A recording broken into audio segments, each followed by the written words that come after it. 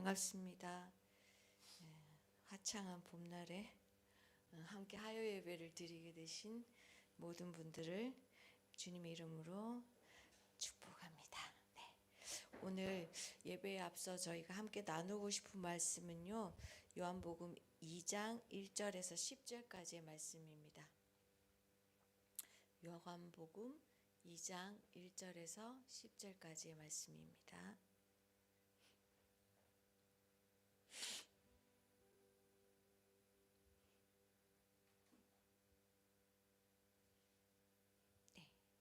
저희가 찾으셨으면 그냥 다 같이 조금 길지만 한 목소리로 읽겠습니다. 사흘째 되던 날 갈릴리 가나에 혼인례가 있어 예수의 어머니도 거기 계시고 예수와 그 제자들도 혼례의 청함을 받았더니 포도주가 떨어진지라. 예수의 어머니가 예수에게 이르되 저들에게 포도주가 없다 하니 예수께서 이르시되 여자여 나와 무슨 상관이 있나이까 내 때가 아직 이르지 아니하였나이다. 그의 어머니가 하인들에게 이르되 너희에게 무슨 말씀을 하시든지 그대로 하라 하니라. 거기에 유대인의 정결 예식을 따라 두세 통 드는 돌 항아리 6이 놓였는지라. 예수께서 그들에게 이르시되 항아리에 물을 채우라 하신즉 아기까지 채우니 이제는 떠서 연회장에 갖다 주라 하심에 갖다 주었더니 연회장은 물로 된 포도주를 맛보고도 어디서 났는지 알지 못하되 물 떠온 하인들은 알더라. 연회장이 신랑을 불러 말하되 사람마다 먼저 좋은 포도주를 내고 취한 후에 낮은 것을 내거늘 그대는 지금까지 좋은 포도주를 두었도다 하니라. 아멘. 네, 오늘 이 본문은 우리가 잘 알고 있는 갈릴리 가나의 혼인잔치에서 예수님이 물로 포도주 되게 한 표적을 기록한 것입니다.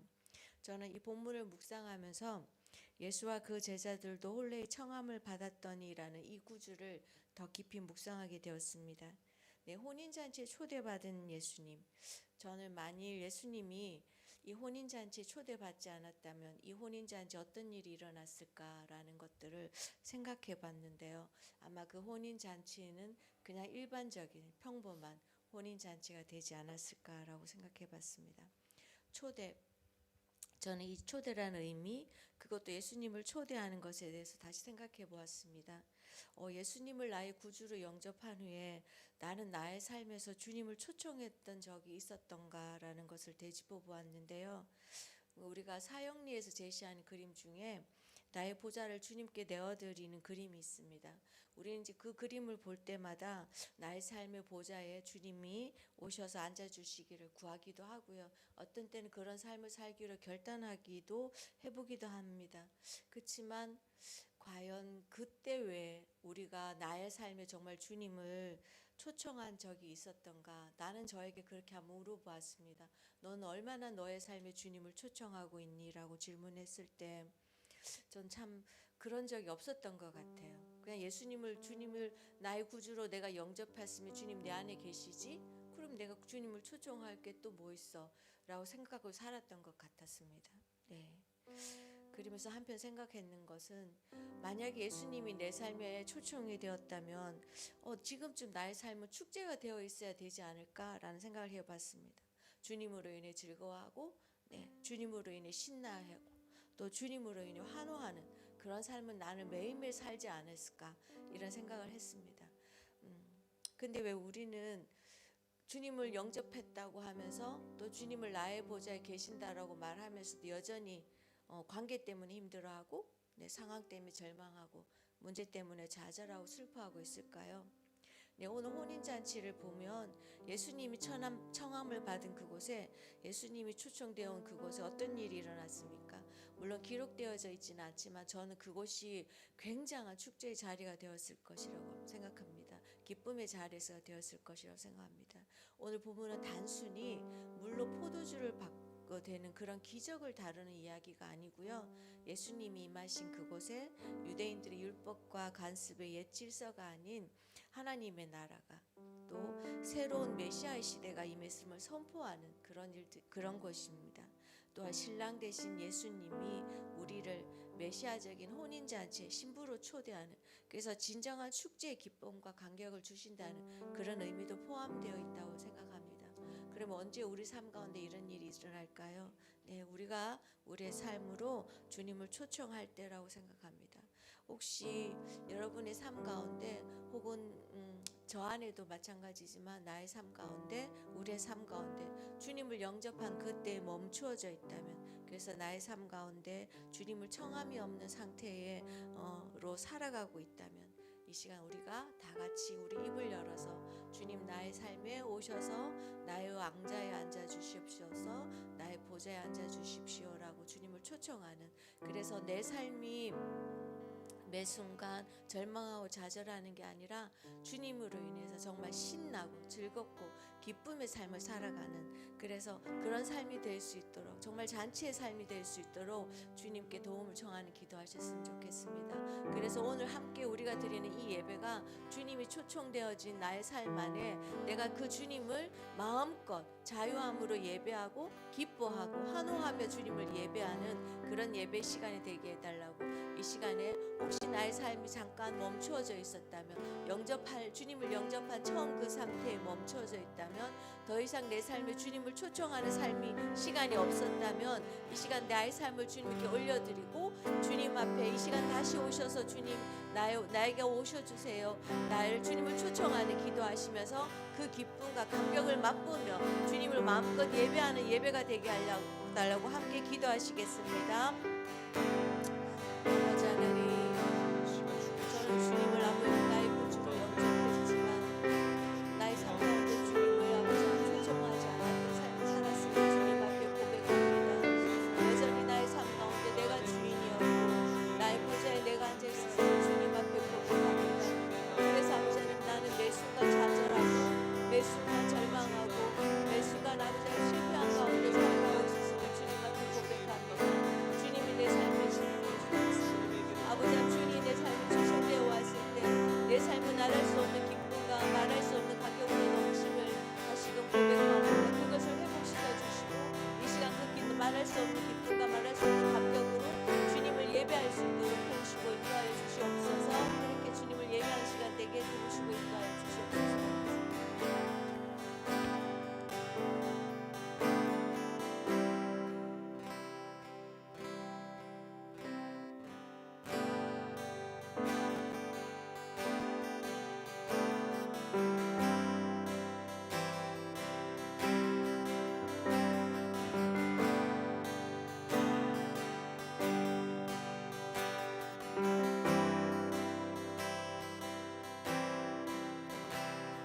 신실한 주 사랑 영원히 변함없네.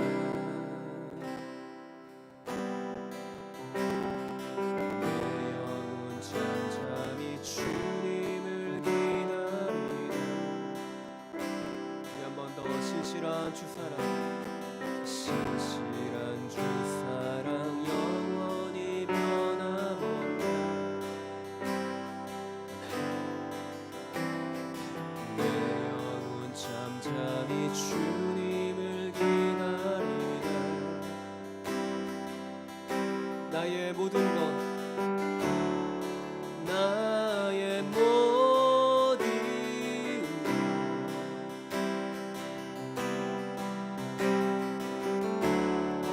새롭게 되리.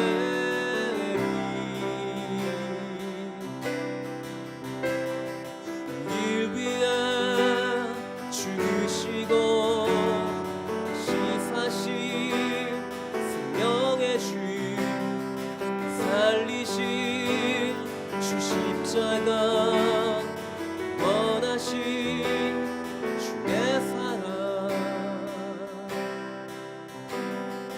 어느 주 만물이 다 주를 노래하네. 거룩한 주의 빛 우리를 비추시네. 나의 모든 것, 나의 모든 것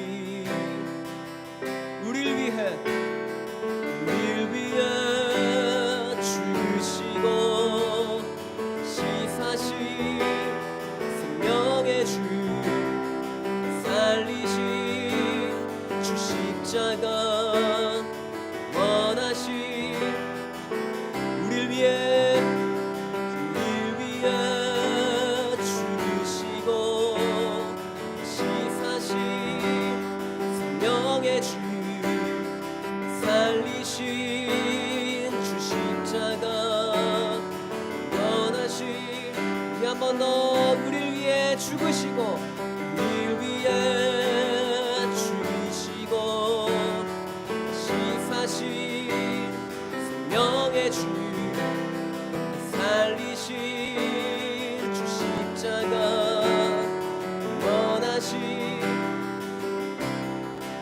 우리 함께 할렐루야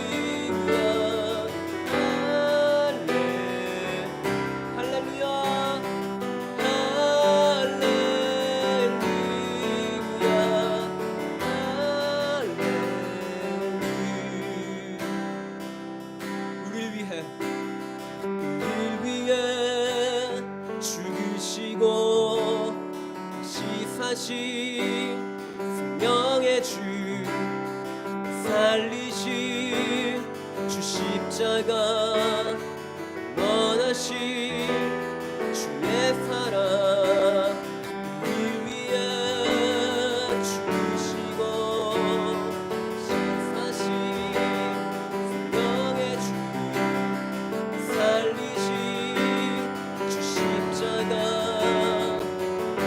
우리 한번 더 우리를 위해 죽으시고 우리를 위해 죽으시고 시사신 생명의 주 살리신 주 십자가 원하신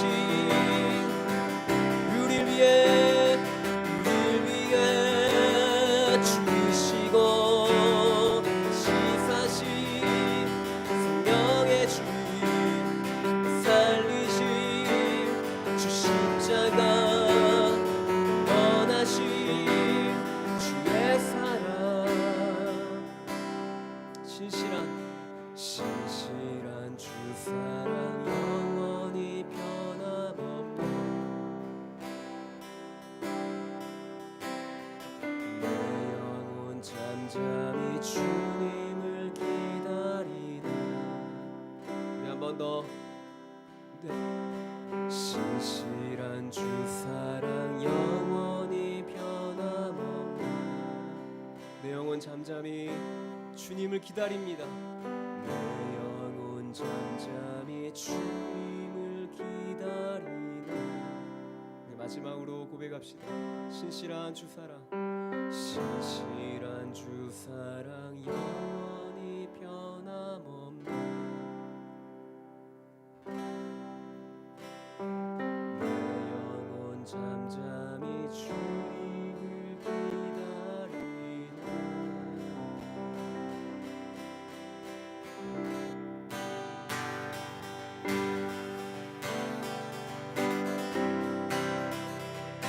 언제나 신실하신 그 주님의 사랑을 우리가 함께 찬양하며 나가십니다. 우리 함께 다 와서 찬양해. 다 와서 찬양해.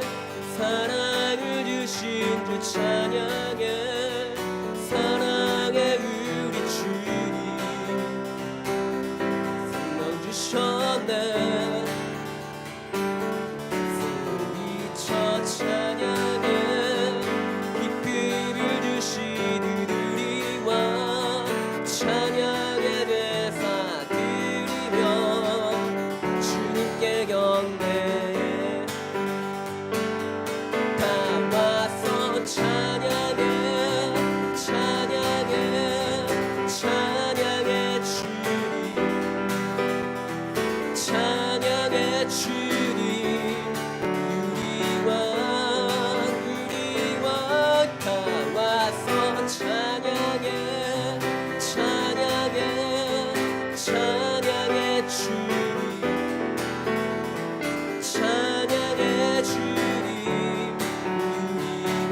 처음부터 다 와서 찬양해. 사랑을 주신 주 찬양해. 사랑해 주셨네.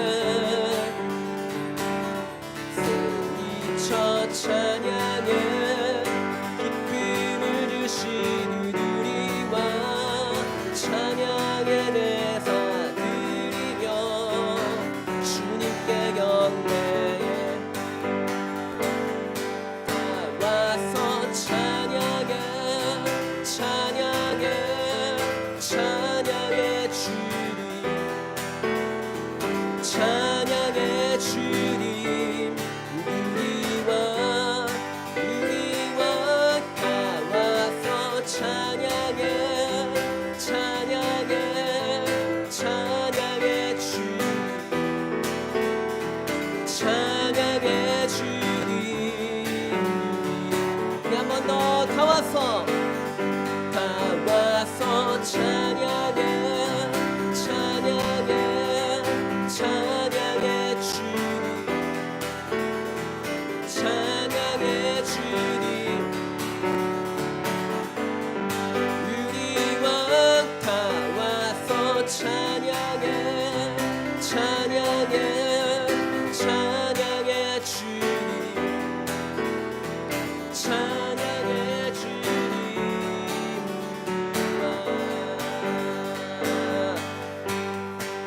왕 대신 주께 감사하세. 그 사랑 영원하리라. 모든 것 위에 뛰어나신 주 사랑 영원하리라. 찬양 찬양 찬양. 능력의 손과 심판로 사랑 영원하리라. 거듭난 영혼들을 위하여 사랑 영원하리라. 찬양 찬양 찬양 찬양 찬양. 영원히 신실하신 영원히 신실하신 능력의 하나님 영원히 함께하리. 영원히 한 번 더 영원히 신실하신 능력의 하나님 영원히 함께하리. 영원히 영원히 영원히.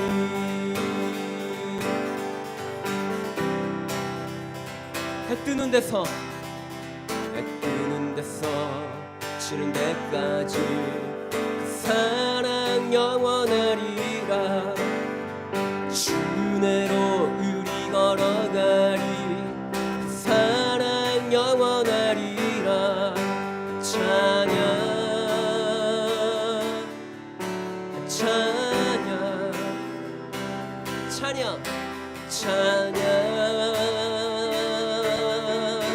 찬양. 영원히 신실하신 영원히 신실하신 능력의 하나님 영원히 함께하리. 영원히 한 번 더 영원히 신실하신 영원히 신실한 능력의 하나님 영원히 함께하리. 영원히 영원히 영원히.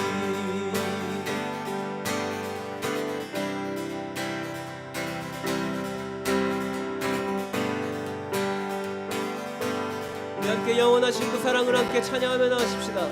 그 사랑 영원하리라.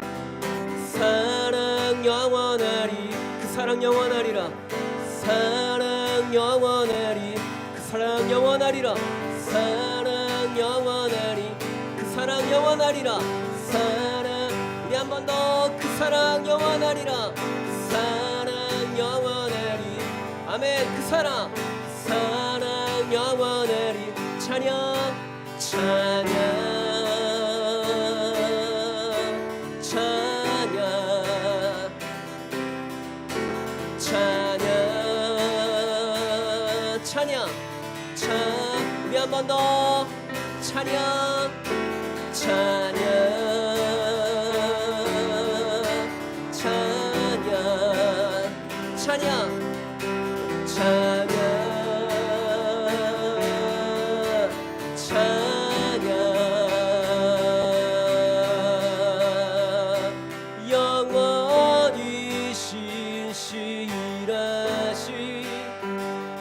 능력의 하나님 영원히 함께하리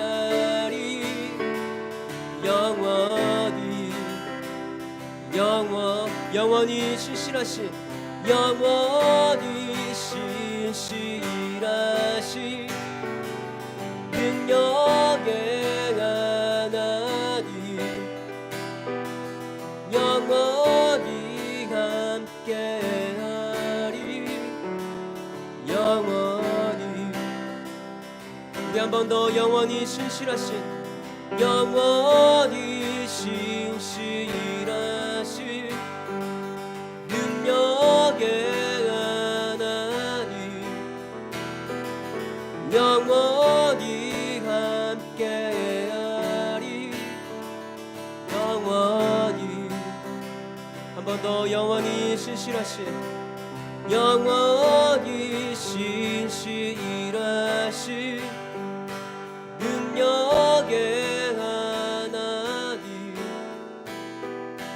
영원히 함께하리 영원히 영원히 영원히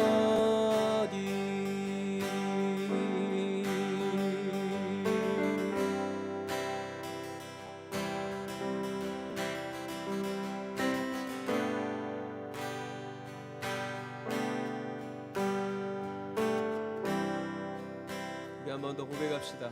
그 사랑 영원하리라 그 사랑 영원하리라 그 사랑 영원하리 그 사랑 영원하리라 그 사랑 영원하리라 그 사랑 영원하리 그 사랑 영원하리라 그 사랑 영원하리라 그 사랑 영원하리라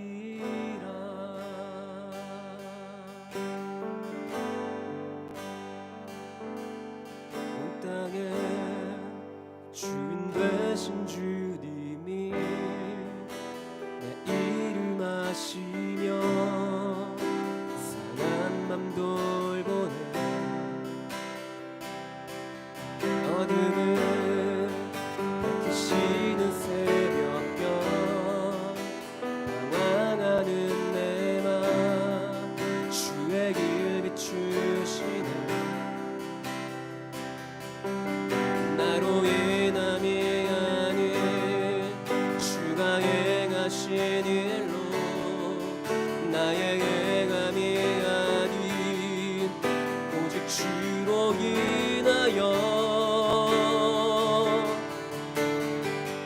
나는 우리 피었같이 이름 없는 꽃과 같네 바다에 있는 파도 무게와 같지만 주는 나를 붙드시고 부르짖음 들으시며 날 위하시네 주님은 나의 죄를 보시고 사랑의 눈으로 날 일으키시네 바다를 잠잠하게 하시는 내 영혼의 폭풍 고요케 하시네 나로 인함이 아닌 나로 인함이 아니 주가 행하신 일로 나의 행함이 아니 오직 주로 인하여 나는 피었다 치니 이름 없는 꽃과 강한데 바다에 있는 파도 내와 같지만 주는 나를 붙드시고 부르짖음 들으시며 날 위하다하시 우리 한 번 더 나는 오늘 피었다시는 나는 오늘 피었다 치니 이름 없는 꽃과 강한데 바다에 있는 파도 내와 같지만 주는 나를 붙드시고 부르짖음 들으시며 날 위하다하시네 나 오직 주의 것 나 오직 주의 것 나 오직 주의 것 나 오직 주의 것 나 오직 주의 것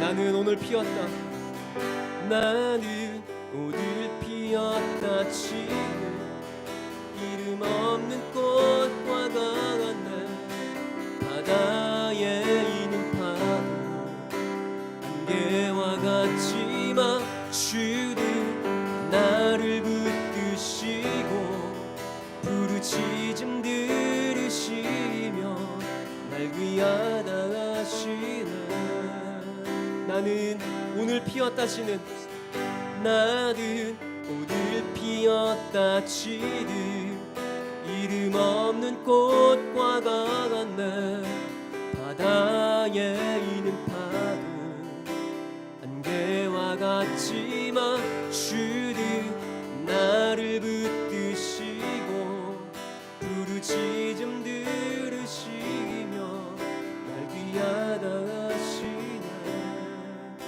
나는 오늘 피었다시는 나는 오늘 피었다 치는 이름 없는 꽃과 강한 날 바다에 있는 파도 안개와 같지만 주는 나를 붙드시고 부르짖음 들으시며 날 위하다 하시네 우리 함께 선포합시다 나 오직 주의 것 나 오직 주의 것 나 오직 주의 것 우리 한 번 더 나 오직 주의 것 나 오직 아멘 나 오직 주의 것 나 오직 주의 것 나 오직 주의 것 나 오직 주의 것 나 오직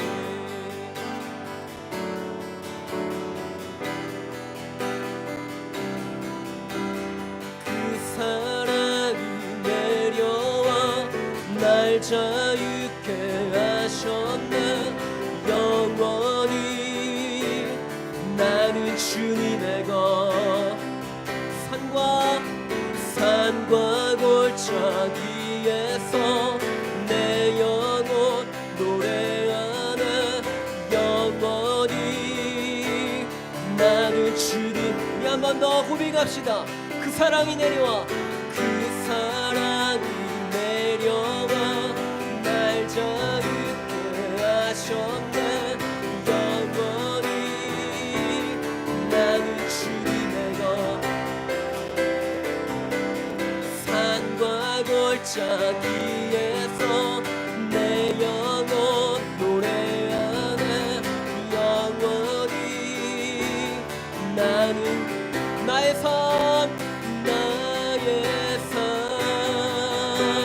주의 것 모든 삶 오직 주의 나의 삶 주의 것 모든 삶 오직 주의 우리 한 번 더 그 사랑이 내려와 그 사랑이 내려와 날 자유케 하셨네 영원히 나는 주님의 것 아멘 산과 골짜기에서 산과 골짜기에서 내 영혼 노래하네 영원히 우리 목소리 높여 고백합시다 그 사랑이 내려와 날 자유케 하셨네 영원히 나는 주님의 것 산과 골짜기에서 내 영혼 노래하네 영원히 나는 주님 그 사랑이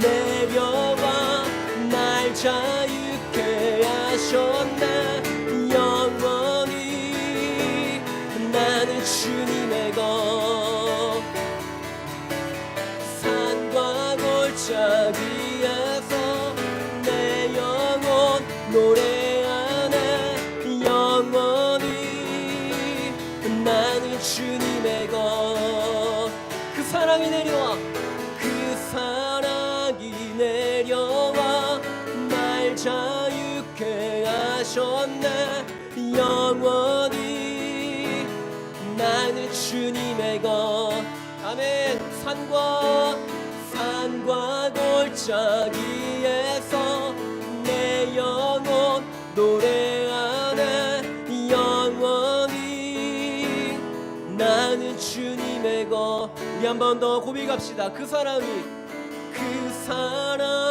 내려와 날 자유케 하셨네 영원히 나는 주님의 것 산과 골짜기에서 내 영혼 노래하네 영원히 나는 주님의 것 영원히 나는 주님의 영원히 나는 주님의 것 영원히 나는 주님의 것 영원히 나는 주님의 것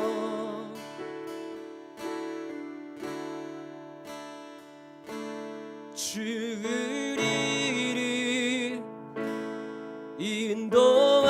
인도하시네 주님 결코 우리 떠나시지 않네 주를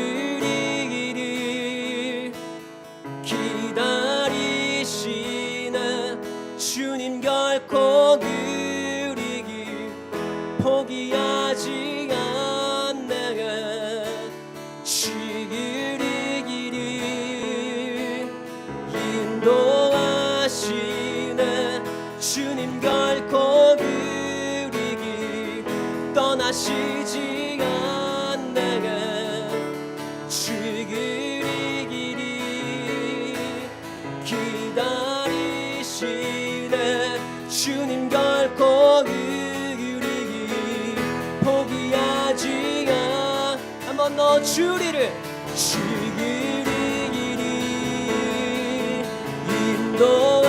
인도하시네 주님 결코 우리 떠나시지 않네 주를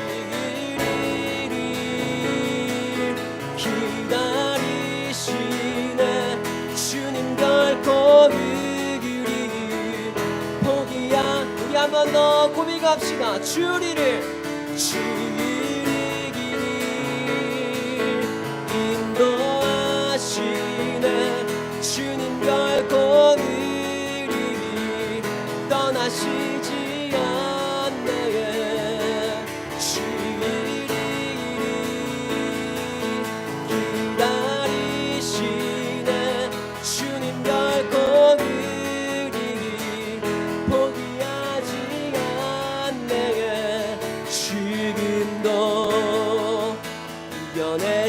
주님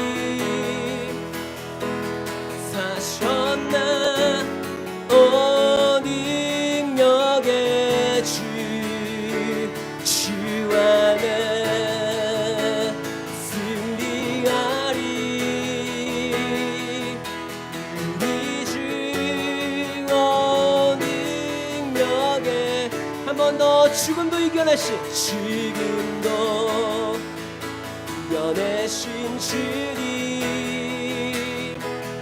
사셨나 온 능력의 주 안에 승리하리 우리 주 온 능력의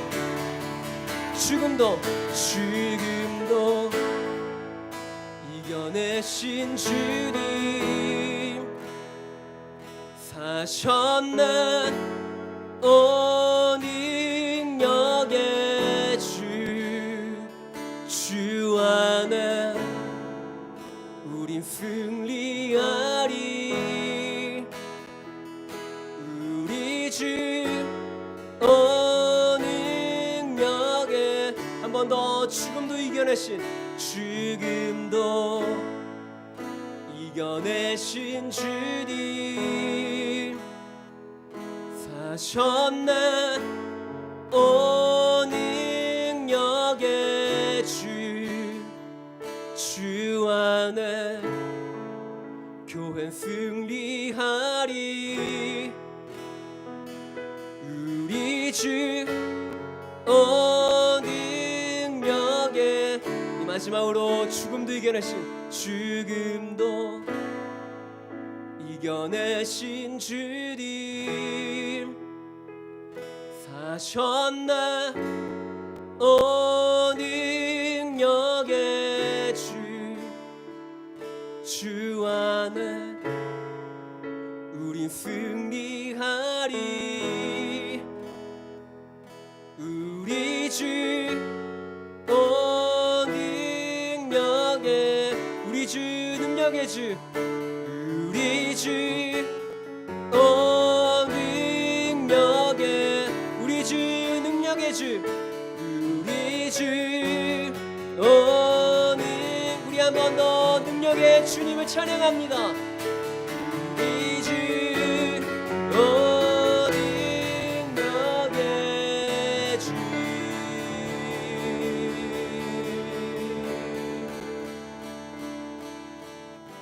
죽음도 이겨내신 주님 사셨네 온 능력의 주 안에 우린 승리하리 우리 주 온 능력의 한 번 더 죽음도 이겨내신 주님 사셨네 온 능력의 주 안에 교회 승리하리 우리 주 온 능력의 주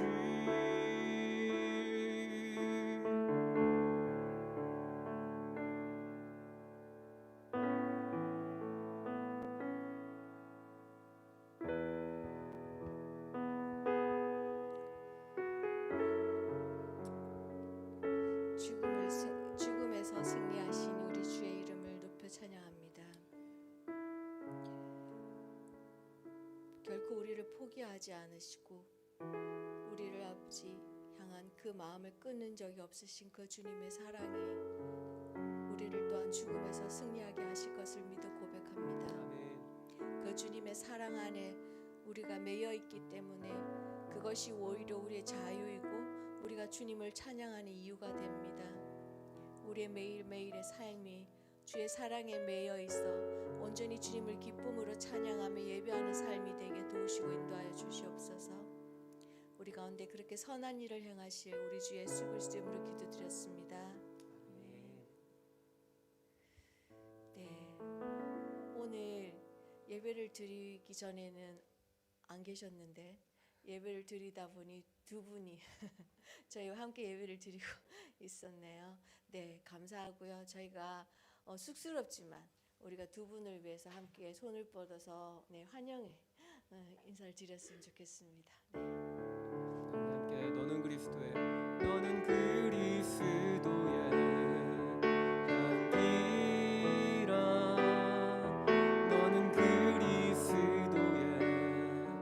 편지라. 하나님 앞에서 그리스도의 향기니 너를 통해 생명이 흘러가리. 너를 통해 생명이 흘러가리. 주의 이름으로 환영합니다. 네, 저희가 소수가 모여 드리는 예배지만 이 예배를 멈출 수 없는 이유가 이렇게 두 분이 또 함께 예배를 드려주셔서인 것 같습니다. 네, 저희 광고 나누겠는데요.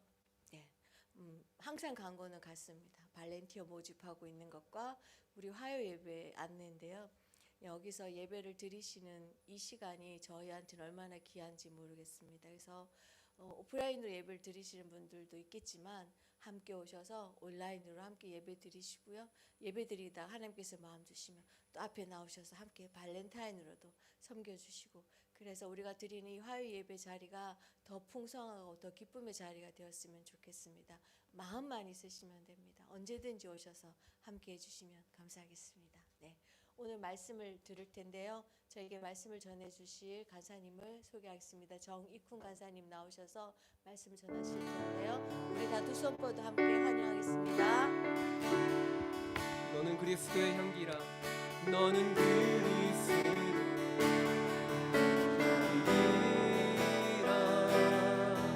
너는 그리스도의 편지라.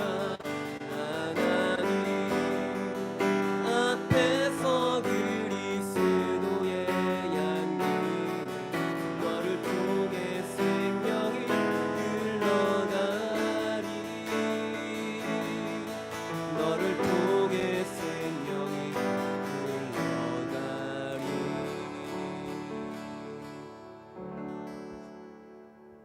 네, 감사합니다.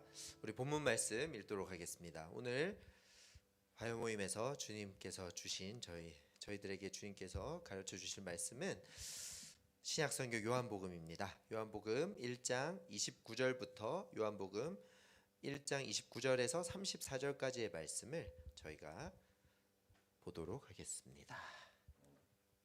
요한복음 1장 29절부터 34절까지의 말씀입니다. 오늘 우리 예배 말씀도 한 목소리로 읽었는데요. 우리가 같이 한 목소리로 봉독하면 좋을 것 같습니다. 29절부터 34절까지입니다. 이튿날 요한이 예수께서 자기에게 나아오심을 보고 이르되 보라, 세상 죄를 지고 가는 하나님의 어린 양이로다. 내가 전에 말하기를 내 뒤에 오는 사람이 있는데 나보다 앞선 것은 그가 나보다 먼저 계심이라 한 것이 사람을 가리킴이라. 나도 그를 알지 못하였으나 내가 와서 물로 세례를 베푸는 것은 그를 이스라엘에 나타내려 함이라 하니라. 요한이 또 증언하여 이르되 내가 봄에 성령이 비둘기같이 하늘로부터 내려와서 그의 위에 머물렀더라. 나도 그를 알지 못하였으나 나를 보내어 물로 세례를 베풀라 하신 그이가 나에게 말씀하시되 성령이 내려서 누구 위에서든지 머무는 것을 보거든 그가 곧 성령으로 세례를 베푸는 이인 줄 알라 하셨기에 내가 보고 그가 하나님의 아들이심을 증언하였노라 하니라. 아멘. 네, 여러분 반갑습니다. 오늘 요한복음 2장의 말씀으로 예배를 드렸었는데요. 주님께서 잔치에 저희들 초대하듯이 저희들 초대하셨고, 저희가 주님을 알았다면 저희가 또 주님을 초대하고 주님의 초대를 받는 삶이 얼마나 기쁜지 알리는 삶을 살아야 되는 것. 그리고 또 예배에서는 주님이 나의 모든 것임을 많이 찬양하고 우리가 고백했던 것 같습니다. 오늘은 그 예배 드렸던 말씀의 바로 전장인 요한복음 1장의 말씀을 보면 좋겠습니다. 여러분들은 지난 주간에 고난 주간을 잘 보내시고 부활주일을 잘 보내셨나요? 고난 주간에 어떤 고난에 동참하셨나요? 저는 금식을 좀 했었는데요. 괴롭고 그리고 폭식을 하게 되는 부작용이 있었던 것 같습니다. 대부분의 교회들이 교파를 불문하고 고난 주간을 보내었고 그리고 고난 주간 이전에는 또 어떤 교파들은 사순절을 보내어서 40일간의 예수님을 생각하고 또 예수님을 생각하면서 구제하고 또 동참하고 새벽을 깨우는 그런 일들을 다들 많이 하셨을 것 같고 그 부활주일에 계란들 많이 받으셨을 터이고 또 덜어는 계란들을 또 주변에 나누어 주시는 일들도 하셨으리라 믿습니다. 저도 그 기간을 지나면서 제 삶에 좀 생각해 볼 거리들이 하나 있어서 오늘 말씀과 연결되겠다 싶어 나누어 드릴까 합니다. 보통 부활절이 굉장히 기쁨의 절기이고 저도 이제 신학 공부를 하면서 알게 되었는데 저희들의 그냥 심정적으로는 크리스마스가 교회의 절기들 중에 가장 소중할 것 같지만 사실 아니라 부활절이 더 소중한 절기라고들 얘기하더라고요. 왜냐하면 신구약을 통틀어서 정말 구약이 예수님의 오심을 예언하고 있고 신약은 예수님이 오셔서 또 다시 오실 것에 대해서 말씀하고 있는 예수님이 중심이신데 예수님이 태어나신 것도 너무나 기쁜 일이지만 예수님이 십자가와 부활로 그 어둠의 권세, 사망 권세를 이기신 일이 정말 그리스도인으로서는 진짜 경축해야 될 일이 아닌가라는 생각을 한다면 그리스도인으로서는 부활절이 굉장히 특별한 의미를 가질 수 있다라는 것이죠. 저도 그렇게 생각합니다. 그래서 부활주일날 많이 하는 것은 부활란을 나눠드리기도 하지만 대부분 성찬식도 하고 세례식을 하는 경우가 많이 있죠. 저도 세례식에 이번에는 참여해야 되는 사람이었습니다. 세례식에 참여하는 게 아니라요. 세례식을 그날 하려면 그 전날 토요일 날 교회에서 반드시 하는 것이 있습니다. 세례 받을 사람들을 다 모아놓고 뭘 하죠? 세례 문답을 하는 것이죠. 그 세례 문답은 전통적으로 당신이 진짜 다음 날 모두 앞에서 교회 앞에서 자신의 신앙을 고백할 수 있을 만큼의 신앙이 있는지를 교회의 대표들이 보통 담임 목사님과 장로님 몇 분이 앉아서 그 문답을 진행하게 되죠. 그 문답은 그냥 진행하는 것이 아니라 문답을 진행하기 전에 문답 교육을 해야 되는 것이죠. 저는 문답 교육을 담당하는 고등부 담당 전도사였습니다. 저희 고등부 학생들 고1에 새파랗고 초롱초롱하고 귀여운 친구들이 이제 올해 세례를 받을 나이들이 되었습니다. 덜어는 유아 세례를 받았기에 입교를 해야 됐고 덜어는 세례를 받아야 했는데 그 친구들을 몇 주간 가르쳤습니다. 잘 가르쳐지지 않는 부분도 있고 그리고 갑자기 뭔가를 정리시키려고 하니 자기들도 머리가 꼬이고 학원도 다녀야 되는데 그래서 사도신경과 주기도문이라도 꼭 좀 외웠으면 좋겠다. 이런 식으로 문답이 진행되었습니다. 문답에 들어갔습니다. 담임 목사님께서 우리 고등학생들이니까 편안하게 쉽게 물어주셨습니다. 사도신경을 외울 수 있나요? 네, 알겠어요. 주기도문을 외울 수 있나요? 네, 믿겠습니다. 이렇게 하면서 한 친구에게 얘기했습니다. 갑자기 단답식으로 네만 하면 되는 분위기에서 자매님 성경이 몇 권인 줄 아나요? 그 친구가 동공지진을 일으키며 저를 쳐다봤습니다. 제가 지난주에 가르쳐줬거든요. 기억해? 아마 안 물어보실 텐데 39, 27이야. 구약 39권, 신약 27권, 10지 합치면 66권이야. 그런데 그 친구가 저를 쳐다보면서 동공지진을 일으키는 것이었습니다. 제가 39라고 입모양으로 알려줬죠. 힌트를 줬는데 그 친구는 제 입모양을 알아보지 못했습니다. 그러면서 얘기했습니다. 6636이요 목사님. 66권은 기억이 났는데.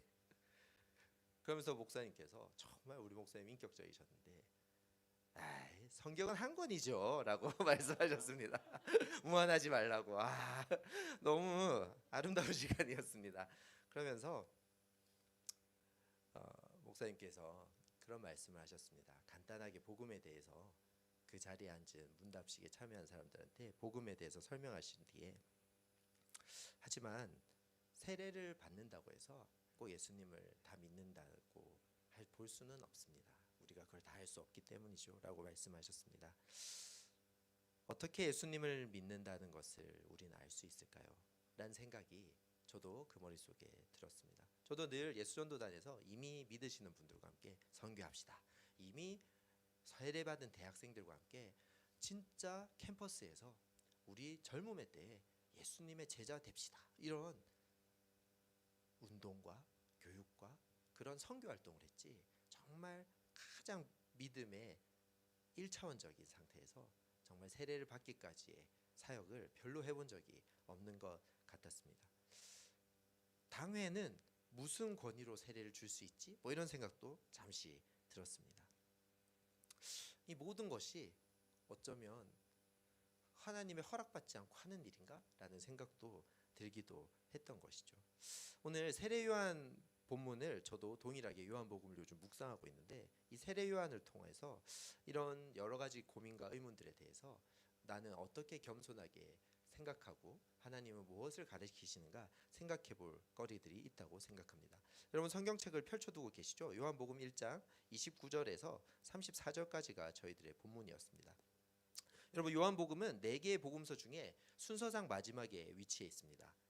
마태, 마가, 누가, 요한이죠. 사실 기록은 마가복음이 먼저 되었다고 생각하고 있습니다. 그리고 요한복음이 마지막에 기록되었을 거라고 대부분의 신학자들이 동의하고 있습니다. 마태, 마가, 누가는 공간복음이라고 동일한 시선을 가진, 그리고 예수님의 사건들 중심으로 이야기를 하고 있지만, 요한복음은 특별히 요한 문서라고 해서 가장 마지막에 기록되었고, 그리고 예수님을 좀 더 신학적으로 설명하는 이야기들이 많이 나와 있습니다. 특별히 1장이죠. 1장의 첫 부분이 로고스, 주님은 말씀이시다, 주님이 빛이시다, 주님이 생명의 빛이시다, 주님은 태초부터 계셨다, 그분이 예수님이시다 라는 이야기들을 많이 하고 있습니다. 그리고 1장은 로고스에 대해 찬양하는 서시, 그게 1절부터 18절까지고요. 19절부터 끝까지는 예수님에 대한 소개를 하고 있는데, 오늘 본문은 그 예수님에 대한 소개 중에 세례 요한이 예수님을 증언하는, 세례 요한이 저는 예수님을 이런 분이라고 생각합니다라고 이야기하는 내용입니다. 세례 요한이 누구신지 여러분 다 아시죠? 세례 요한이 세례를 베풀고 있었습니다. 광야에 있었고 약대 토록과 그리고 메뚜기와 석청을 먹으면서 광야에서 거린처럼 광인처럼 생활하였습니다. 그런데 광야에서 생활하며 외롭고 수도자적이어야 되는데 세례 요한을 사람들이 많이 따랐던 것 같습니다. 그는 천국이 가까웠다, 회개해야 된다라고 외쳤고, 사람들이 나와서 세례 요한한테 세례를 받기 시작했습니다. 많은 군중이 있었던 것 같고, 뒤에 다른 복음서에도 보면 세례 요한을 함부로 하지 못하는 서기관들과 바리새인들과 율법학자들 그리고 제사장들이 세례 요한을 처단하고 싶어도 함부로 처단하지 못할 정도로 많은 민중들이, 군중들이 세례 요한을 따랐던 것을 우리는 알 수 있습니다. 그런 세례 요한에게 요한복음 1장에서는 예루살렘에서 제사장들과 레위인들이 찾아옵니다. 서울에서 높으신 분들이 오신 거죠. 너희가 종교 행동을 하는데 종교계에서 굉장히 높으신 분들이 찾아온 겁니다. 세례 요한을 찾아와서 세례 요한이 광야에서 사람들한테 가르치고 외치고 세례를 주고 있었겠죠. 그런데 묻는 거죠. 네가 그리스도냐? 세례 요한 뭐라고 하죠? 저는 그리스도가 아닙니다. 세례 요한은 겸손히 그들에게 나는 그리스도가 아니다라고 자신을 얘기합니다. 그러면 너는 무슨 권한으로 세례를 주냐라고 물어보는 거죠. 네가 엘리야냐? 넌 선지자냐? 아니다 라고 이야기합니다. 뭐지? 나는 주의 길을 곱게 하라고 광야에 외치는 자의 소리로 부름받은 사람이다 라고 이사야서 말씀과 구약의 말라기 말씀들을 인용하면서 나는 누군가를 예배하는 사람이다, 누군가를 위해서 준비된 사람으로 누군가가 온다고 하지 않았냐, 구약에 그 사람이다. 나는 광야에 외치는 자의 소리다. 나는 물로 세례를 주지만 내 뒤에 오실 분은 더 놀라우실 거다. 그분은 성령으로 세례를 줄 것이고 나는 그분의 신발끈을 풀기도 감당하지 못할 것이다. 그런 분이 오신다라고 29절 앞부분에 이야기들이 나와 있는 것입니다. 그리고 29절이 시작됩니다. 오늘 본문이죠. 29절의 시작은 어떻게 되나요? 이튿날입니다. 자, 레위인과 제사장들이 서울에서 예루살렘에서 왔습니다. 그들과 이런 문답을 나누고 난 뒤에 그 다음 날 요한이 이렇게 얘기합니다. 29절에 보면 예수께서 자기에게 나아오심을 봤다. 이제 예수님이 여러분 아시잖아요. 예수님이 공생애를 시작하시면서 누구한테 세례를 받으시면서 공생애가 시작되죠? 바로 세례 요한이시잖아요. 예수님이 나오신 겁니다. 예수님이 나오신 것을 보고. 근데 여러분 그걸 알아야 됩니다. 세례 요한과 예수님이 알았을까요? 몰랐을까요? 세례 요한 어머니하고 예수님의 어머니가 친척지간이잖아요. 그러니까 친척입니다. 친척. 한 집안 식구예요. 그리고 세례 요한이 친척 형입니다. 먼저 낳기 때문이죠. 알았을 겁니다. 잘 알 수도 있습니다. 물론 성경에서는 모든 게 나와 있지 않지만 추정컨대 잘 알았을 거라고 생각합니다. 그런데 이제 사촌 동생이 나오는 겁니다. 그런데 동생 왔어? 이게 아니라 보라. 뭐라고 하죠? 유명한 말씀. 세상 죄를 지고 가는 하나님의 어린 양이다. 사촌 동생이었지만 친척 동생이었지만 세례 요한은 공적인 일을 지금 수행하고 있는데 내가 예비해야 될 사람이 나의 친척 동생 예수 당신이다 라는 걸 알았다라는 거죠. 세례 요한이 명확하게 알았던 것 같습니다. 하나님의 어린 양이다. 뭐죠? 어린 양. 바로 구약에서 모세가 애굽에서 나올 때 그 마지막 10가지 재앙 중에 어린 양의 피를 문설주에 발랐을 때 어떻게 됐죠? 첫째 아들이 죽지 않았잖아요. 그죠? 그게 유월절의 시작이잖아요. 그래서 유월절의 어린 양. 우리를 구원할 자. 우리를 위해서 피를 흘릴 자다라고 이야기하고 있는 것이죠. 우리가 지난 부활 주일 되기 전까지 고난 주간에 그 하나님의 어린 양을 끊임없이 묵상하고 감사하고 얼마나 그분이 힘드셨을까를 묵상하고 또 그 부분에 대해서 배워갔던 또 기념했던 것 아니겠습니까? 세례 요한이 그렇게 예수님을 표현합니다. 30절입니다. 내가 전에 말하기를 내 뒤에 오는 사람이 있는데 나보다 앞선 것은 그가 나보다 먼저 계심이라 한 것이 이 사람을 가리킵니다 라고 이야기하고 있습니다. 특별합니다. 나보다 앞섰다. 내 뒤에 오는데 나보다 앞섰다. 그가 나보다 먼저 계셨다. 이것은 약간 모순적인 말입니다. 분명히 나보다 육체적으로 뒤에 오는데 또 뒤에 태어났는데 근데 나보다 앞섰고 나보다 앞선 이유는 나보다 먼저 계셨기 때문이다. 먼저 계셨는데 나보다 뒤에 태어났고 이게 말이 안 됩니다. 말이 안 되는데 이 비슷한 게 마가복음 12장 35절에도 그런 말들이 나옵니다. 12장 35, 36, 37을 보면 제가 읽어드리겠습니다. 마가복음 12장 35절에 37절까지입니다. 예수께서 성전에서 가르치실새 대답하여 이르시되 어찌하여 서기관들이 그리스도를 다윗의 자손이라 하느냐. 예수님께서 이렇게 얘기합니다. 서기관들이 왜 그렇게 얘기하는지 모르겠네. 왜 나를 다윗의 자손이라고 하지? 라고 이야기하십니다. 근데 자기 다윗의 자손 맞거든요. 그게 예언이고 다윗의 자손으로 온다고 했었고 실제로 다윗의 자손으로 오셨잖아요. 그러면서 다윗이 성령에 감동되어 친히 말했었단 말이지. 다윗은 성령에 감동되어서 시편에서 이렇게 말했어. 주께서 내 주께 이르시되 내가 내 원수를 내 발 아래 둘 때까지 내 우편에 앉아 있으리라 하셨다 라고 이야기합니다. 이것은 무슨 말씀이냐? 바로 다윗이 시편에 성령에 감동되어서 그리스도시여 당신은 나의 주인이십니다 라고 다윗이 그 옛날에 시편으로 적어놨다라는 거죠. 나중에 그리스도라는 분이 오실 텐데 하나님의 아들로 오실 텐데 그분은 뭐라고요? 내 주시다 라고 얘기했다라는 거죠. 다윗이 그리스도를 주라 하였는데 어찌 그의 자손이 되겠느냐 내가 그렇게 얘기하셨다 라고 나와 있죠. 이것도 비슷한 말입니다. 나는 다윗의 자손이 맞지만 나를 다윗의 자손이라 하지 마라. 다윗도 나를 주라고 한 적이 있다 라는 것이죠. 세례 요한은 예수님보다 먼저 태어났지만 요한복음 1장 1절부터 18절까지 주님은 말씀이시고 주님은 빛이시고 주님이 태초부터 계셨다라는 이건 사도 요한의 기록이죠. 근데 세례 요한도 그 개념을 알고 있었던 것 같습니다. 저분이 육체적으로는 나의 친척 동생뻘 되시지만 태초부터 계셨던 하나님의 아들이시고 진짜 구약이 얘기하고 있는 메시아가 맞다라는 것을 이야기하신다라는 거죠. 31절로 이어집니다. 나는 그를 알지 못하였으나 내가 와서 물로 세례를 베푸는 것은 그를 이스라엘에 나타내려 함이라. 세례 요한 자신이 물로 세례를 베푸는 이유를 본인이 알고 있습니다. 물로 세례를 베풉니다. 회개하라.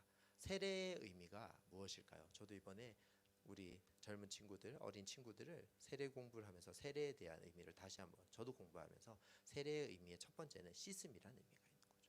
그래서 푹 다 잠그지 않습니까?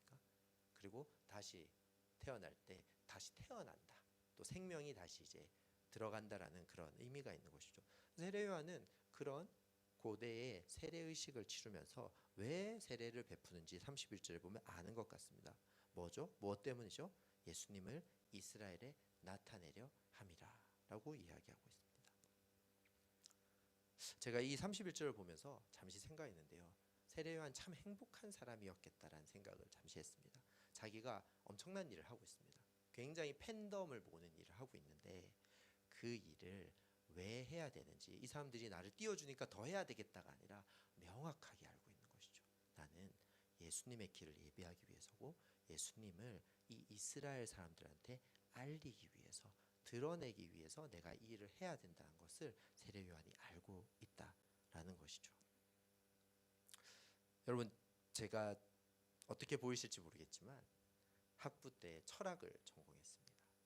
부끄럽습니다. 철학을 잘 모릅니다. 철학이 너무 심오합니다. 철학은 말 그대로 한자로는 밝힐 철 학문학이라서 밝혀주는 학문입니다. 그리고 필로소피는 지혜를 사랑한다라는 뜻입니다. 지혜를 사랑하는 학문. 그 다음에 한자로는 밝혀주는 학문입니다. 소크라테스가 한 유명한 말들 여러분 한두 개는 아시죠? 어떤 거 알고 계세요? 악법도 법이다. 네. 네. 그거는 뒤에 좀 지어냈다라는 설이 있고요. 소크라테스가 안 했다라는 설도 많이 있는데 너 자신을 알라라는 말을 한 걸로 유명하죠. 근데 이 너 자신을 알라가 어떤 뜻일까요? 겸손해라는 뜻일까요? 아니면 너부터 돌아봐라 이런 뜻일까요? 네.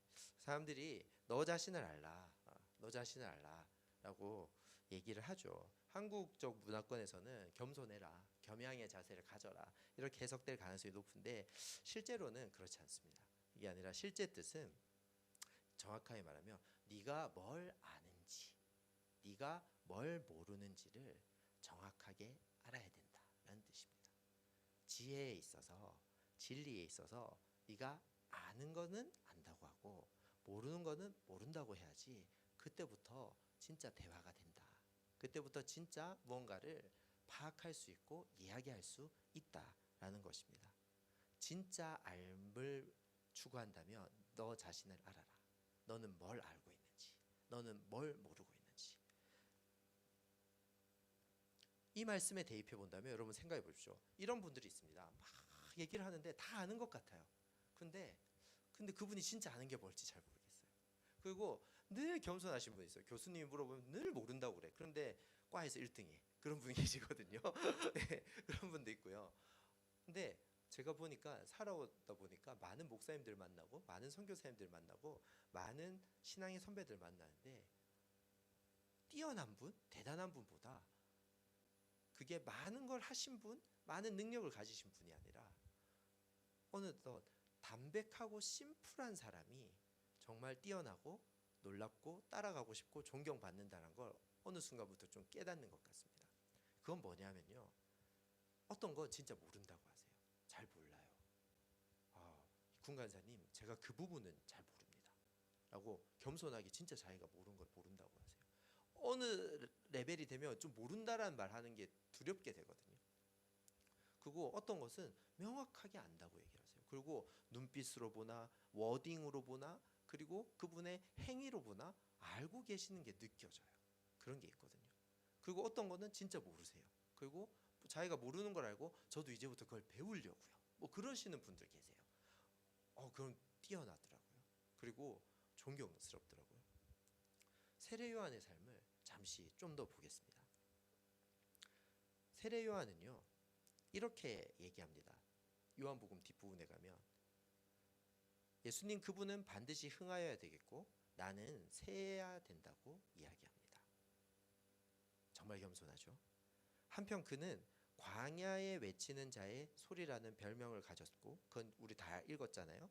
알잖아요. 예수님으로부터 선지자보다 더 나은 자라고 평가받았습니다. 예수님이 세례 요한은 선지자보다 더 나은 자다.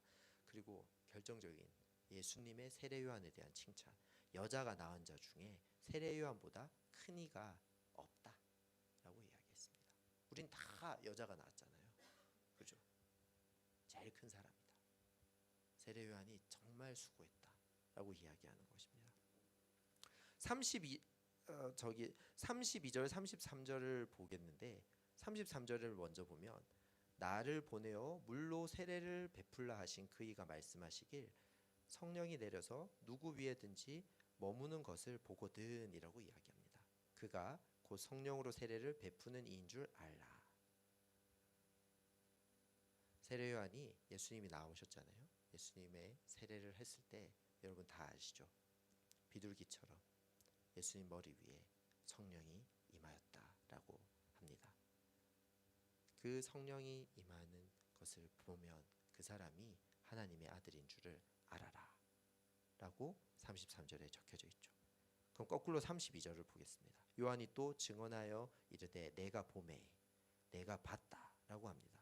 드디어 그 말을 33절의 의미를 알아요. 성령이 누구 머리 위에 임하면 그 사람이 그 인물이야, 메시아라는 것을 전제를 알고 있는데 32절에 요한이 봤다고 합니다. 성령이 비둘기같이 하늘로부터 내려와서 예수님 머리 위에 머물렀다. 이건 뭐죠? 요한이 미리 들었어요. 예언을 받았던 천사가 말해줬던, 알고 있었습니다. 근데 그 일이 일어난 것입니다.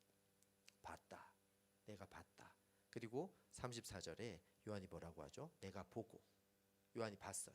자기가 세례를 주려고 했어요. 다른 사람들 세례 주듯이 줄 서서 세례를 받으려고 그분이 겸손하게 오셨고, 하나님의 세상 죄를 지고 가는 하나님의 어린 양이라고 했던 그분이 오셨는데 그분에게 세례를 베풀려고 했을 때 성령이 그의 머리 위에 임하는 것을 그가 봤다라고 하고 있습니다.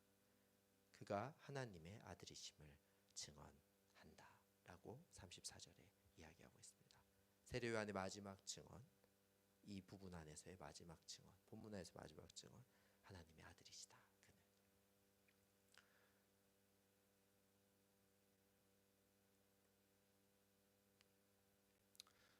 세례 요한은 겸손했던 것 같습니다. 31절과 33절의 첫 서두가 똑같습니다.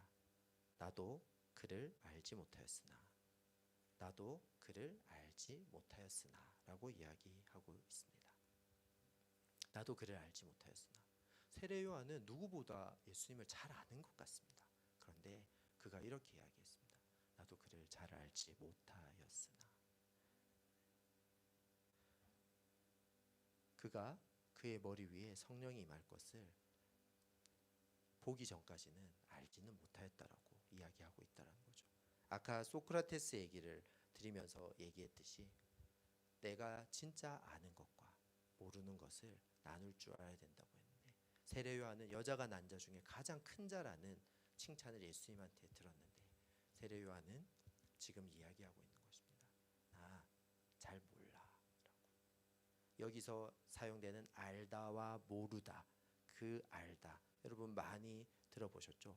경험적 암, 관계적 암, 마치 부부가 관계에서만 쓸 수 있는 그 알다라는 그 단어, 히브리어로는 야다. 그 야다의 동일한 의미로서 헬라어 알다가 쓰이고 있는 것입니다. 세례 요한은 이미 지식적으로 그리고 영적으로 다 알고 있었지만 실제로 예수님을 체험하게 된 것이죠. 예수님이 진짜 머리에 성령이 임하는 걸 보니까 예수님이 하나님의 아들 맞구나, 세상 죄를 짊어지고 가는 하나님의 어린 양이 맞구나 라는 것을 알았다라는 것이죠. 여러분, 세례 요한의 삶을 어떻게 생각하시나요? 이런 삶을 살고 싶으세요? 오늘은 미화했을 수도 있습니다. 제가 칭찬받았고 자기가 아는 것과 모르는 것을 명확하게 알았던 참 지식인이었던 것 같고, 진짜 철학자였던 것 같고 진정한 하나님의 사람이었던 것 같습니다. 고난 주갈과 부활절을 지내오면서 여러분의 삶에 예수님이 가득했을 거라고 저는 생각합니다. 여러분, 그런데 예수님을 생각하자, 예수님을 기념하자 하면서 했던 여러분들의 수많은 행위들이 혹시 그저 문화였던 것은 아닌지요? 그저 세레모니였던 것은 아닌지요? 한번 생각해 보시기 바랍니다. 여러분은 소크라테스의 말처럼 자신 안에 있는 예수님을 잘 알고 계신가요? 세례 요한처럼 말이죠. 스스로 질문해 보는 시간을 가지시길 바랍니다. 말씀을 마무리하려고 합니다. 세례 입교 문답식이 있었습니다. 그 문답식 말미에 목사님께서 한 성경 구절로 세례 문답을 마무리하셨습니다. 그 말씀이 굉장히 마음에 저도 깊게 와닿았고 여러분들에게 나누고 싶습니다. 고린도전서 12장 3절입니다. 제가 읽어드리겠습니다. 그러므로 내가 너희에게 알리노니 내가 너희에게 알린다라는 것은 나는 사도 바울일 것이고 너희는 고린도 교회겠죠. 하나님의 영으로 말하는 자는 누구든지 예수를 저주할 자라 하지 아니하고 또 성령으로 아니하고는 누구든지 예수를 주시라 할 수 없느니라 라고 적혀져 있습니다. 그것을 쉬운 세 번역으로 한번 읽어드리겠습니다. 그러므로 나는 여러분에게 알려드립니다. 하나님의 영으로 말하는 사람은 아무도 예수는 저주를 받아라 라고 말할 수 없습니다. 또 성령을 힘입지 않고서는 아무도 예수는 주님이시다 라고 말할 수 없습니다. 여러분, 성령님의 충만함이 아니고서는 우리가 예수를 주라 할 수 없는 것입니다. 제 의문이 풀렸습니다. 어떻게 이 문답 몇 개 한다고 모든 교인 앞에서 쫄아서 아버지 장로님이시니까 어쩔 수 없이 네 한다고 해서 예수님을 믿는 게 증명된다, 그런 게 아니라 고린도전서 12장 3절이 명확하게 얘기하고 있습니다. 예수를 주시다 라고 얘기할 수 있는 사람은 이미 성령이 있는 사람이다. 성령께서 그 말을 가능케 하신다. 성령이 있는 사람은 예수님을 저주할 수 없다 라고 고린도전서 말씀이 저의 의문을 풀어줬습니다. 세례 요한도 그랬던 것 같습니다. 예수님의 머리에 성령이 임하시는 것을 보고 자기가 이미 알고 있었고 자기가 자신의 삶의 사명은 이런 것을 알고 있었던 것이 증명되었던 게 아닐까요? 진짜 알게 되었던 것이겠죠. 우리는 이 시간 어떻게 예수님을 알아가고 있으십니까? 우리 안에 예수님이 가득한 시간들을 지난 3월과 3월 31일 부활절 정점으로 지나왔는데 우리가 이제 예수님을 가득 묵상하고 기념했는데 이제 예수님을 진짜 알고 또 어떤 부분에서 아직 예수님을 몰라서 알아가고 싶다라고 할 수 있는 소크라테스가 얘기한 진짜 나의 암과 진짜 나의 모름이 뭔지 너 자신을 알라는 마음으로 우리가 성령 안에서 예수님을 묵상해야 되는 시간이 아닐까요? 그래서 순종하며 살아가야 되는 시간이 아닐까요? 여러분, 선교도 좋고 열방을 향한 것도 좋고 울산 땅의 복음화도 좋지만 우리 한 사람이 내가 예수님을 어떻게 알고 있는가? 내가 예수님을 어디까지 알아서 아직 어떤 부분은 잘 모르는가?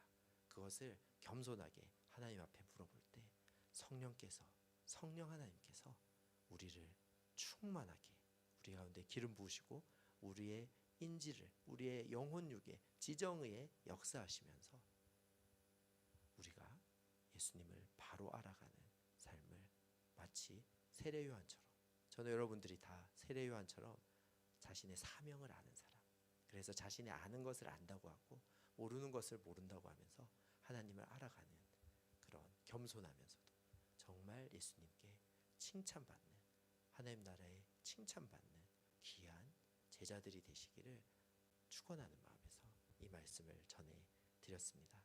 여러분, 세례 요한처럼 사시기를 소망하시기를 바랍니다.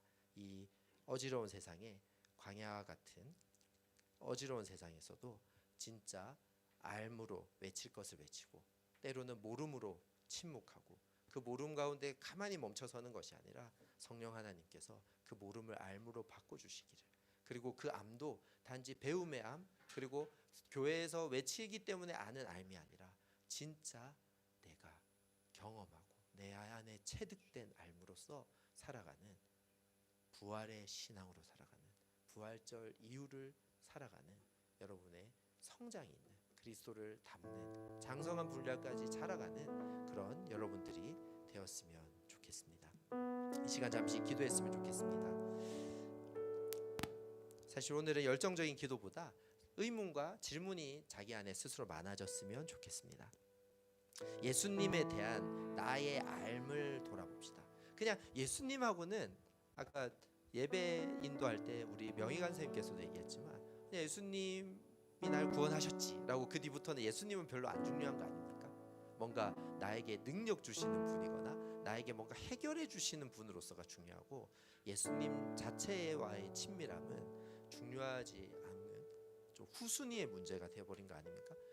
급할 때는 예수님을 찾지만 평이할 때는 항상 기도하라고 했는데 주님은 마태복음 28장 20절에 세상 끝날까지 너희와 함께 하겠다고 하셨는데 그 함께함에 대해서는 우리가 외면하고 있거나 아니면 세례 요한처럼 겸손하게 내가 함께함에 대해서 잘 모른다라고 얘기하지 못하고 있는 것은 아닐까요?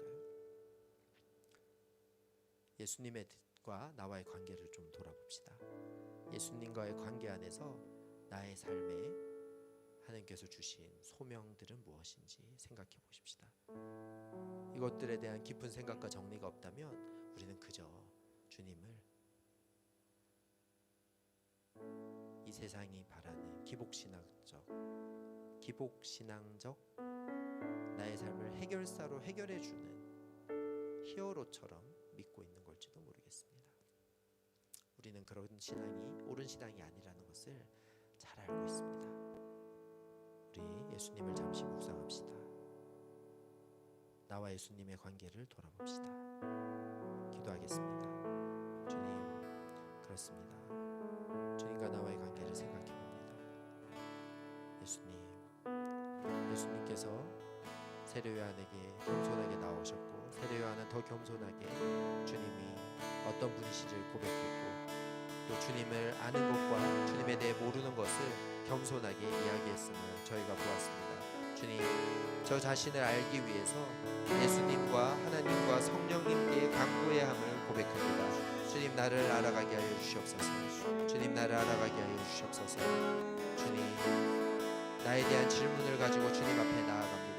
주님, 그 질문에 응답하시는 분이심을 고백하오니 주님 앞에 나아가게 하여 주시옵소서.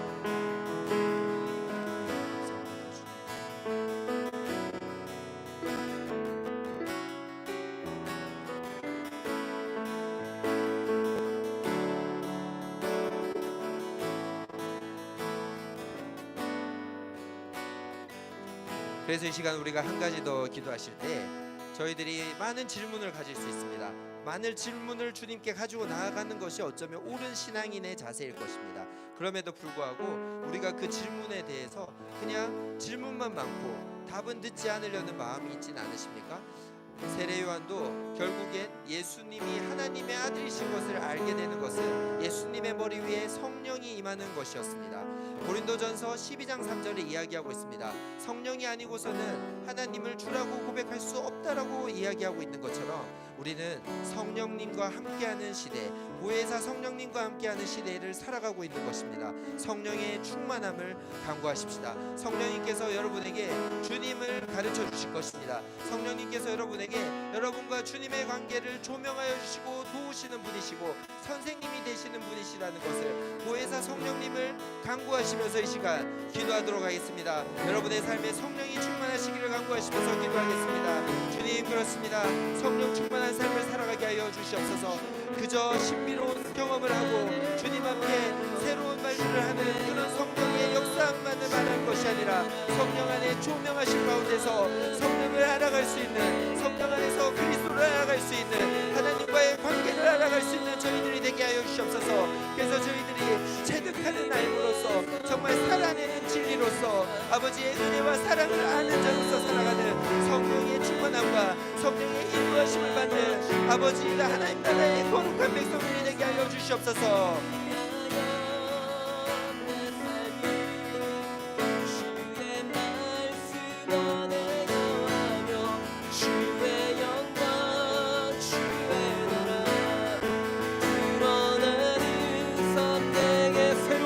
주시고 새로운 맘 주시고 주님의 성령을 의사 우리 안에 굳은 마음 제하여 주님의 마음 주소서 그리하여 내 삶이 주의 말씀 안에 거하며 주의 영광 주의 나라 드러나는 삶 우리 한 번 더 새로운 마음 주시고 주님의 성령을 의사 우리 안에 굳은 마음 제하여 주님의 마음 주소서 그리하여 내 삶이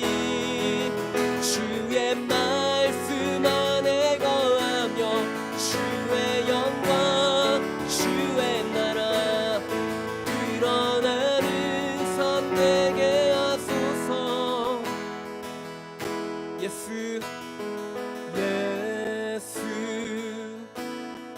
하나님 아들 말씀으로 오신 주 그 말씀을 믿는 자들마다 새로운 마음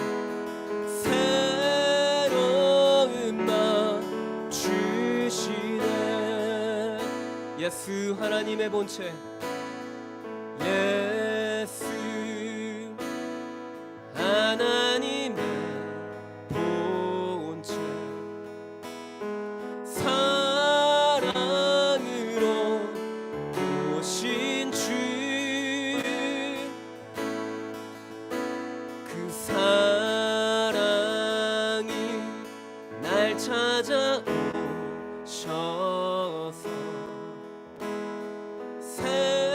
새로운 마음 주시네.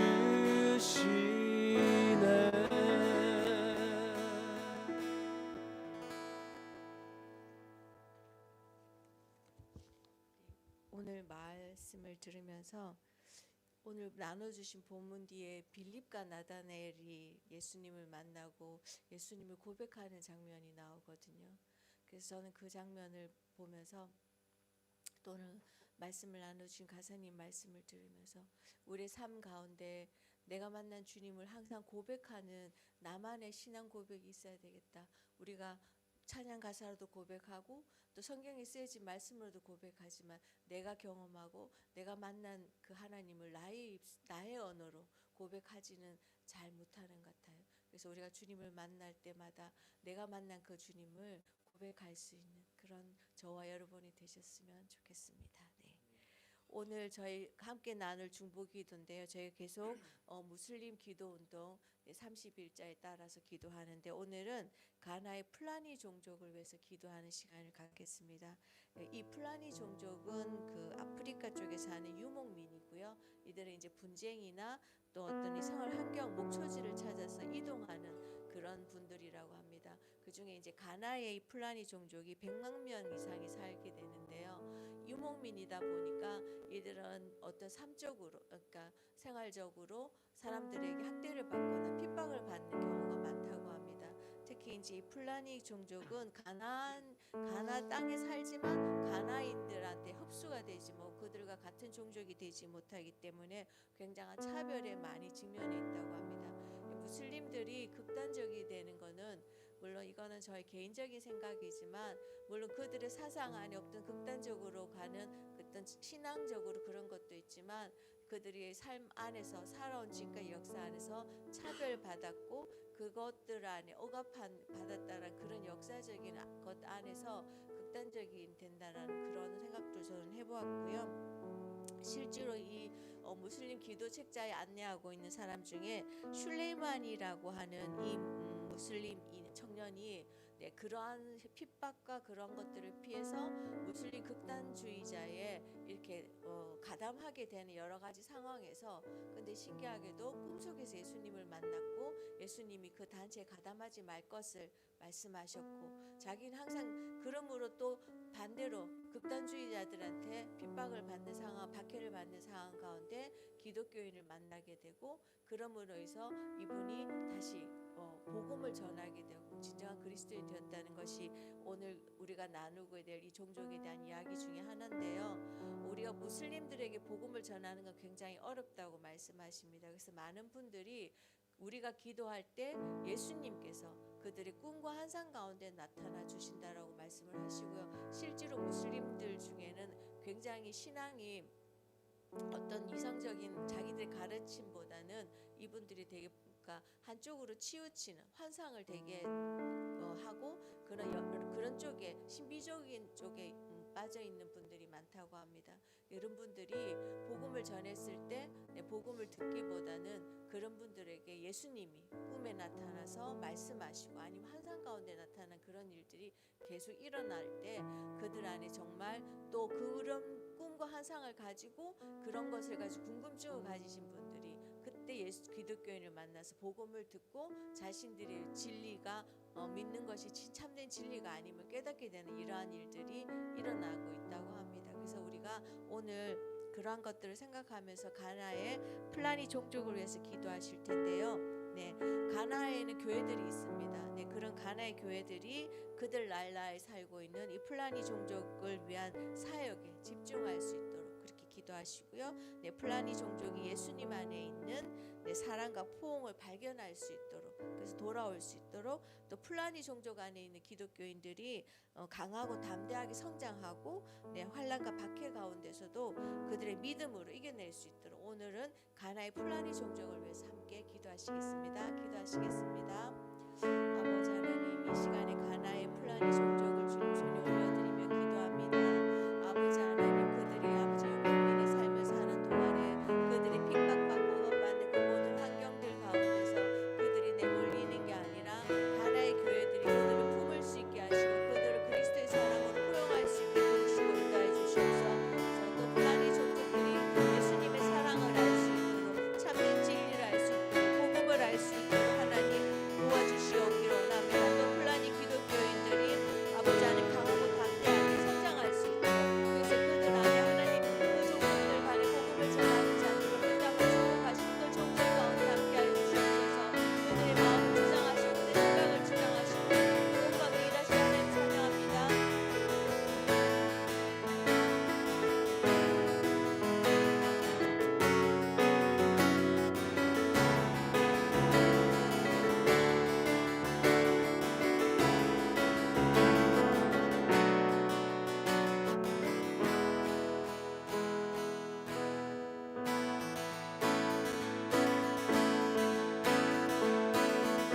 우리 시간 마지막 찬양하시겠습니다.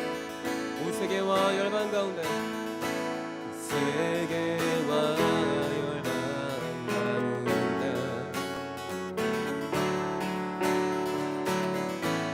수와 같은 이름 없네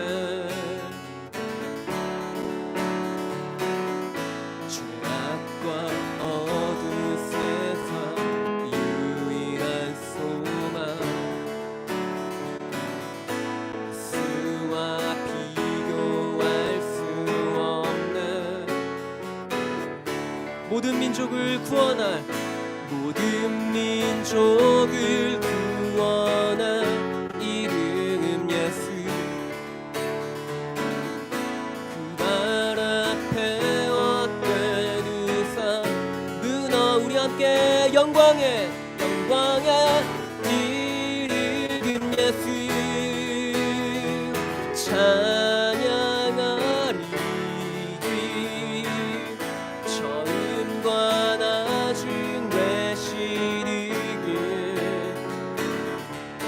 영광의 이름 예수 경배하리 세계와 열방을 구원하실 주